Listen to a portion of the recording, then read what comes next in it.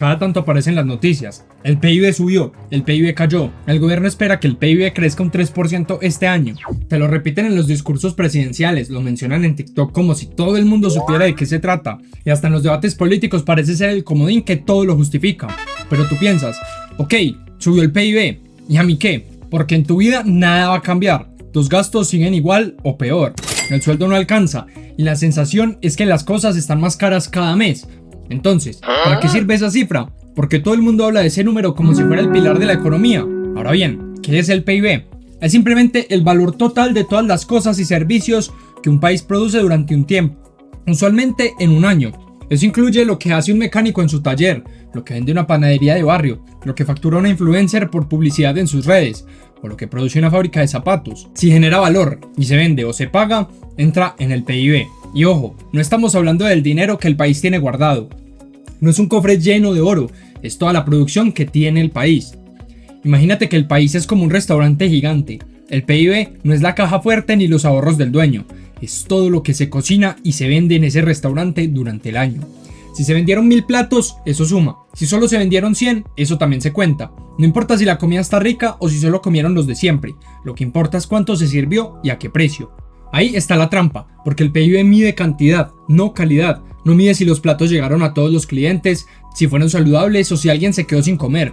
Es como contar cuántas ollas de sopa preparaste en el mes, pero sin mirar si para alimentar a los pobres o para venderla al precio de lujo. Por eso muchos economistas lo critican. El PIB te dice cuánto cocinaste, pero no si lo repartiste bien. Ahora, ¿cómo se calcula exactamente ese numerito que parece tener tanto poder? Pues hay una fórmula que puede sonar técnica, pero si la traducimos es bastante sencilla. Consumo más inversión más gasto público más exportaciones menos las importaciones. Así de simple. Consumo es lo que tú compras, puede ser una menta o una casa. Todo lo que la gente gasta para vivir. Inversión es lo que gastan las empresas para crecer. Nuevas máquinas, más empleados, infraestructura. Gasto público es lo que pone el Estado, colegios, hospitales, carreteras. Las exportaciones es lo que el país le vende al mundo. Puede ser café, banano, software, lo que sea. Las importaciones es lo que compramos de afuera. Pueden ser celulares, ropa o gasolina. La resta final entre lo que se va y lo que entra también importa, porque si compras más de lo que vendes, se desbalancea la cosa. Visualízalo como una balanza. En un lado pones todo lo que el país produce y gasta en sí mismo. En otro lado lo que compra de afuera. Si este segundo lado pesa más, es como tener un hueco en el bolsillo. Se está yendo más plata de la que entra. Así de sensible es el cálculo. Por eso, si baja el consumo porque la gente no tiene con qué comprar, o si baja la inversión porque las empresas están asustadas, el PIB cae. No porque alguien lo quiera, sino porque es la cifra de cómo se mueve la economía. Y aquí viene lo más loco. A pesar de que todo gira en torno al PIB, en realidad no mide lo que más nos importa como sociedad. No mide si la gente está feliz, si hay igualdad, si el trabajo que tienes te alcanza para vivir, o si estás emocionalmente estable. Nada de eso entra en la cuenta. Puedes tener un país con un PIB altísimo y al mismo tiempo millones de personas sin acceso a agua potable o viviendo con hambre. Suena absurdo, pero es real. De hecho, hay países con cifras económicas espectaculares que internamente están hechos un desastre en temas de salud, violencia o desigualdad. Entonces, ¿por qué se sigue usando? Porque el PIB sigue siendo una brújula. No te dice todo, pero sí te orienta. Sirve para comparar el tamaño de las economías, saber si crecen o se estancan y proyectar si vienen tiempos buenos o de crisis. Imagina que estás manejando un carro por la noche. El PIB es como el marcador de gasolina. No te dice si vas por buen camino, si hay huecos en la carretera o si los pasajeros están discutiendo atrás. Pero si se vacía el tanque, se para todo. Así de simple. Así de simple es el PIB. Algunos países han empezado a mirar más allá. Hay indicadores como el índice de desarrollo humano, que mezcla salud, educación e ingresos, o la felicidad bruta interna, que intenta medir la calidad de vida desde otros ángulos. Pero aún así, el PIB sigue siendo el número estrella y más usado, el que abre los noticieros y mueve las decisiones. Vale, pero antes de ver las consecuencias del PIB y decirte cómo te afecta, si te está gustando este video, dale ese botón de like y suscríbete para que así YouTube te siga enseñando videos como este. Y ya sin más, continuemos con el video. Cuando el Producto Interno Bruto sube, los titulares se llenan de optimismo, políticos sonríen, inversionistas aplauden y todo parece indicar que vamos por buen camino. Y en teoría es cierto, un PIB que crece suele ir de la mano con más empleo, más consumo y más inversión. La economía se mueve, se generan oportunidades, se abren negocios y las personas pueden acceder con mayor facilidad a crédito, vivienda o educación. Las empresas venden más, los bancos prestan más y los gobiernos recaudan más impuestos para gastar en obras o programas sociales. Todo eso suena bien, pero también hay que ver el contexto. No todo crecimiento es bueno. Hay veces en las que un país puede aumentar su PIB de forma rápida, pero a costa de explotar sus recursos naturales sin control, aumentar la desigualdad o precarizar a los trabajadores. Se produce más, sí, pero bajo condiciones que afectan la sostenibilidad o la dignidad de la población. Es como si se construyera una casa grande sobre un terreno inestable. Se ve muy bonita, pero puede colapsar en cualquier momento.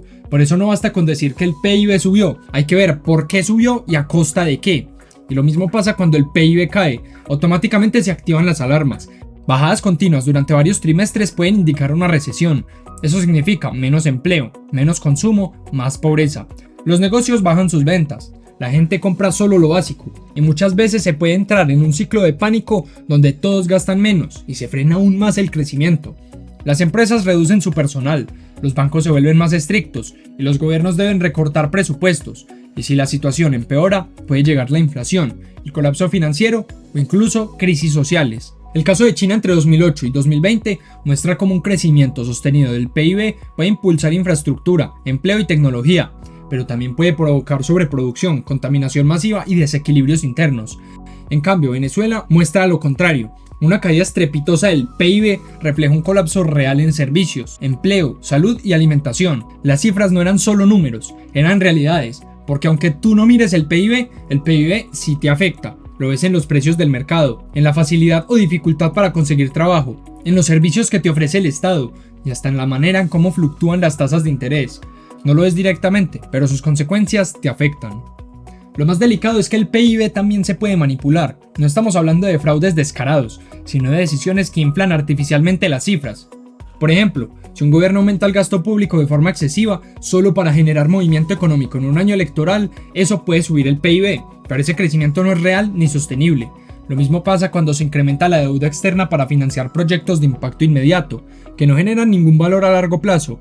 Se ve bonito como cifra, pero en realidad es solo un maquillaje. También hay formas más sutiles de maquillar la economía, megaeventos deportivos que disparan el turismo temporalmente, gastos en defensa que engordan el presupuesto estatal, o actividades extractivas sin regulación, como minería intensiva, que genera ingresos rápido a cambio de daño ambiental irreversible.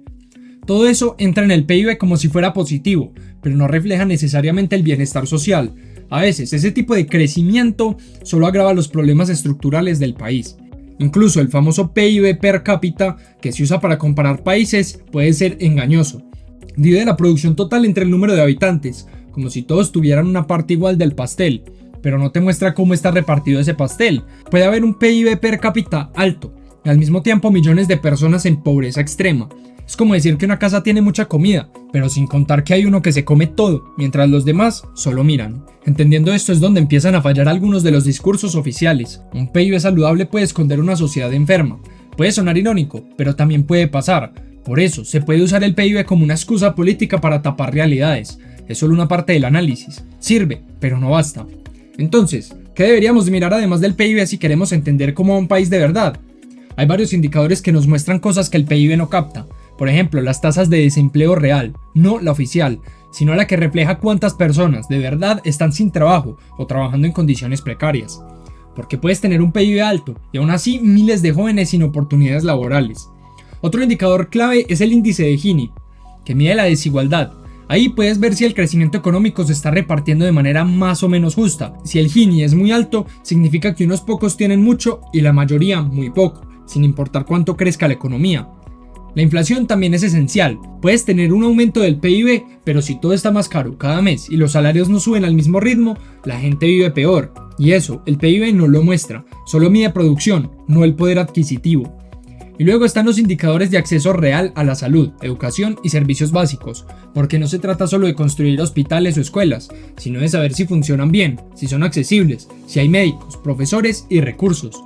Hay países con miles de obras públicas terminadas, que, al final, terminan abandonadas o muy mal gestionadas. En resumen, el PIB es un resumen. Te da una idea, un punto de partida, pero necesitas leer todo para entender el panorama completo. No puedes juzgar a una persona solo por su peso.